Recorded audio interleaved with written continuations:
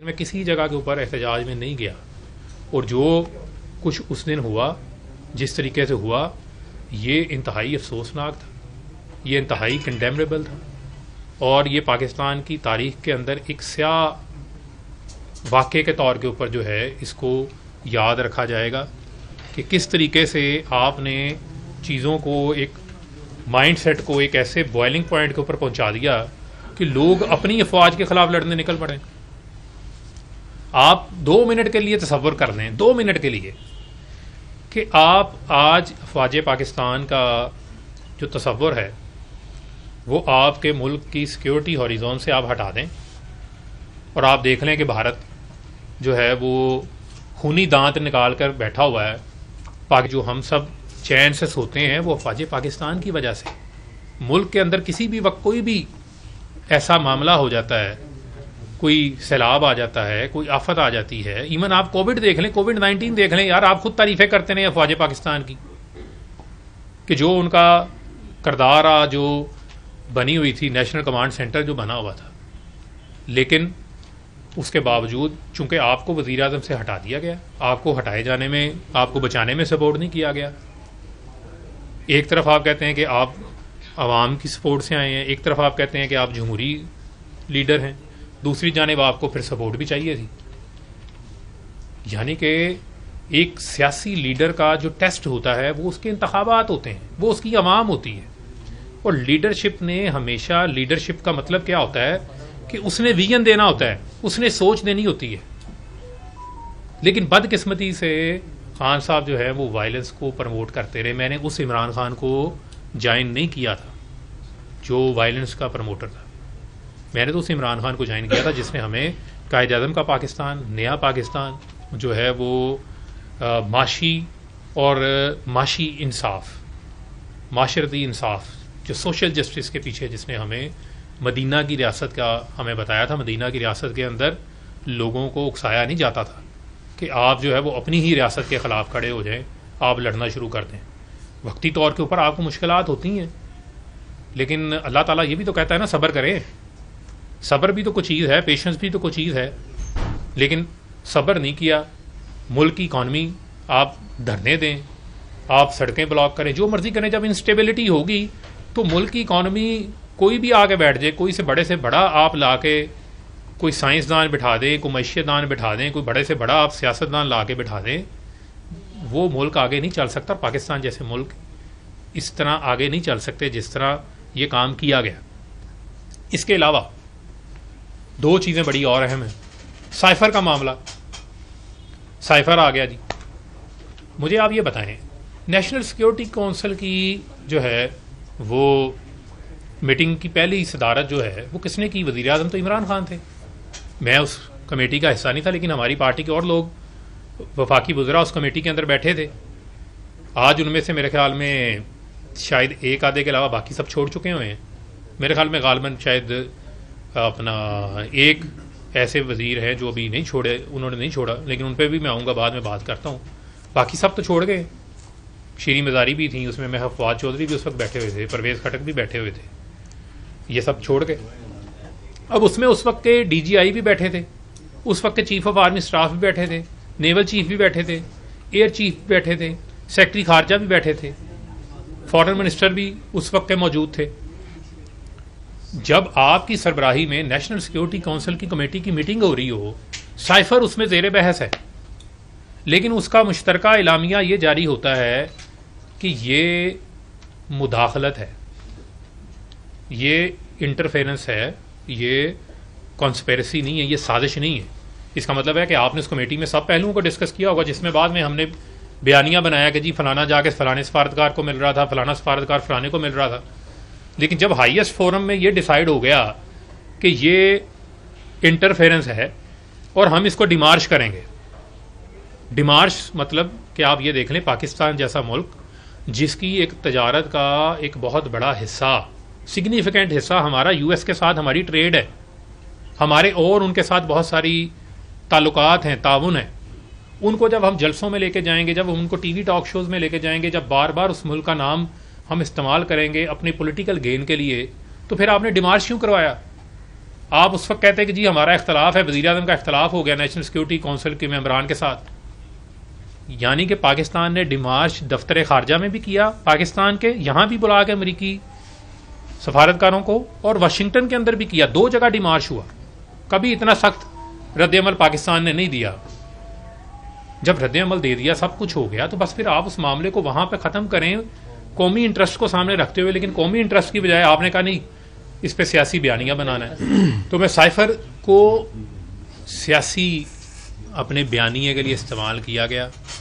اور جس طریقے سے جب معلوم ہے کہ مثلا آپ ملک ایک وزیر اعظم ہیں، وزیر اعظم کو تو ادراک ہوتا ہے ان چیزوں کی سینسٹیوٹیز سے متعلق ادراک ہوتا ہے. وہ پاکستان جیسا ملک، جس ملک کے اندر آپ کو اس کی اکنامک سچویشن کا بھی یہ پتہ ہے، آپ کو یہ بھی پتا ہے کہ آپ کو IMF کی ضرورت ہے، اور وہاں آپ وہ پنجابی کی مثال ہے تو آپ وہاں پر جو ہے وہ کمزور بھی ہیں اور آپ لڑنے بھی نکل پڑے. یہاں تو آپ اتنے تگڑے ہوں نا کہ آپ کہیں کہ جناب آپ کے پاس کوئی 1000 ارب ڈالر کے ریزروز بھی پڑے ہیں اور آپ کی معیشت بھی بڑی مضبوط ہے، آپ لڑ بھی لیں. جب آپ کمزور ہیں، جب آپ نے پل پل کے اوپر آپ کو IMF کی جو ہے وہ وینٹیلیٹرز کی ضرورت ہے، اس وقت پھر آپ کو وہاں بھی تدبر اور حکمت سے چلنا ہے. وہاں بھی آپ کو لیڈرشپ شو کرنی ہے، جذبات نہیں شو کرنے. پھر مجھے یہ بتائیں پھر لیڈر میں اور ایک عام شہری میں فرق کیا ہے؟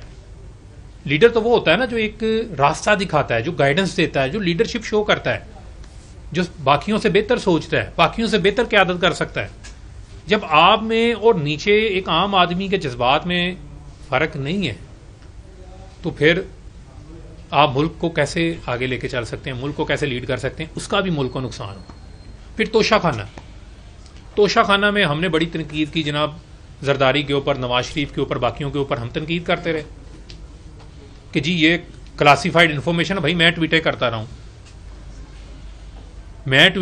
ہوں، میں پریس کانفرنس کرتا رہا ہوں کہ یہ کلاسیفائڈ انفارمیشن کے پیچھے چھپ رہے ہیں. ہمیں یہ پتہ ہی نہیں ہے کہ عمران خان صاحب نے بھی توشہ خانہ سے گھڑیاں لی ہوئی ہیں. آپ نے پیمنٹ کر کے لی ہیں، جو بھی لیا ہے، واٹ ایور جو بھی آپ نے کیا ہے، میں اس کی ڈیٹیل میں نہیں جاتا.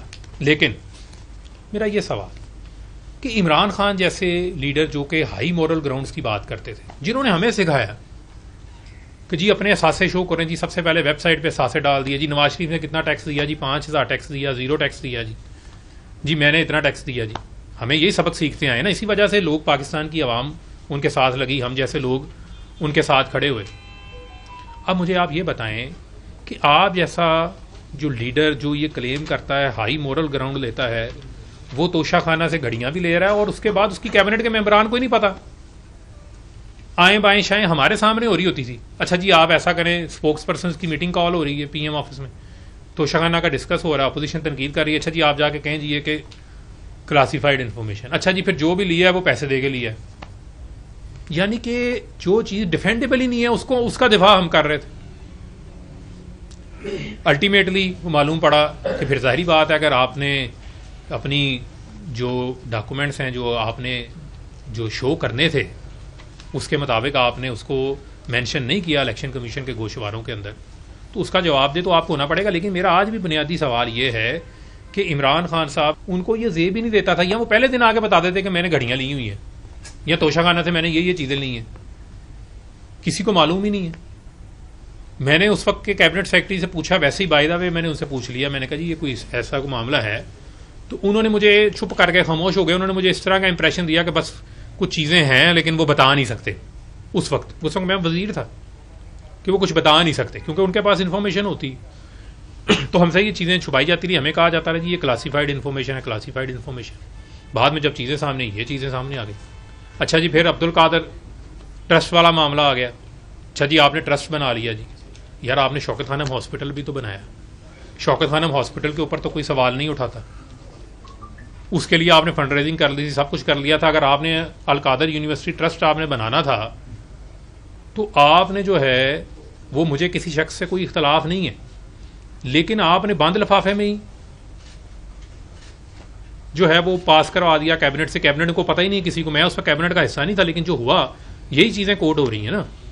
جو ہائی مورل گراؤنڈ کی بار بار بات ہوتی ہے وہاں پر آپ کے پھر ہائی مورل گراؤنڈز کہاں پہ چلے گئے؟ اس کا مطلب آپ نے کمپرومائز کیا. پھر آپ بھی کہیں نہ کہیں پہ کمپرومائز آپ تھے، وہ آپ اس کا برملا ایکسیپٹ کریں. نہیں پھر کہیں گے نہیں جی میں بہت اچھا ہوں باقی سارے برے ہیں. تو ان چیزوں کے جوابات تو آپ کو دینے ہیں. یہ بلیک ہولز تو آپ کے اینڈ کے اوپر موجود ہیں, ان کے جوابات بھی نہیں آپ دے رہے. ایک طرف آپ وائلنس کی پالیٹکس کو پروان چڑھا رہے ہیں, دوسری طرف جو ہے وہ آپ کا ہائی مورل گراؤنڈ بھی آپ کے پاس موجود نہیں ہے, تیسری جانب جو ہے وہ آپ ملک کی سلامتی کے اداروں کو جو ہے وہ آپ ان کے ساتھ ہیڈ آن ان کو ٹیک آن کر رہے ہیں. یار کو سمجھ آتی ہے, کوئی ملک کا دشمن کرے, کو بھارت کرے یا کوئی اور کرے تو پتہ لگتا ہے یار یہ ہمارے دشمن ہیں. اب یہیں پہ بیٹھ کے اب سوشل میڈیا پہ جو سوشل میڈیا پہ لوگ ہیں جو پاکستان کی یوتھ ہے, میں ان سے آج بات کر رہا ہوں, ان سے یہ سوال کر رہا ہوں. آپ یقیناً اب میری پریس کانفرنس کے ڈفرینٹ پرسپیکٹو آپ لے سکتے ہیں, لیکن یہ سوال میں آپ کے سوچنے کے لیے چھوڑ کے جا رہا ہوں کہ آپ اس کو سوچیں ٹھنڈے دماغ سے, کچھ وقت لیں, حقائق کا جائزہ لیں کہ کہاں کہاں پہ جن تضادات کا میں نے ذکر آپ کے ساتھ کیا ہے کیا وہ تضادات موجود ہیں یا نہیں موجود. میں نہیں آپ کو کہہ رہا کہ آپ اس پارٹی کا ساتھ دیں یا آپ اس پارٹی کا ساتھ دیں یا نہ دیں. آپ کو میں جس پارٹی کو آج جوائن کرنے جا رہا ہوں اس کے بارے میں ابھی میں آخری 2 منٹ بعد اس پہ بات کروں گا, وہ میں پیغام آپ کو بعد میں دوں گا. لیکن آپ پہلے یہ تو سوچیں بھائی کہ ملک اگر باہر سڑک پہ کسی کی گاڑی جلی ہے تو وہ بھی کسی کی ہے.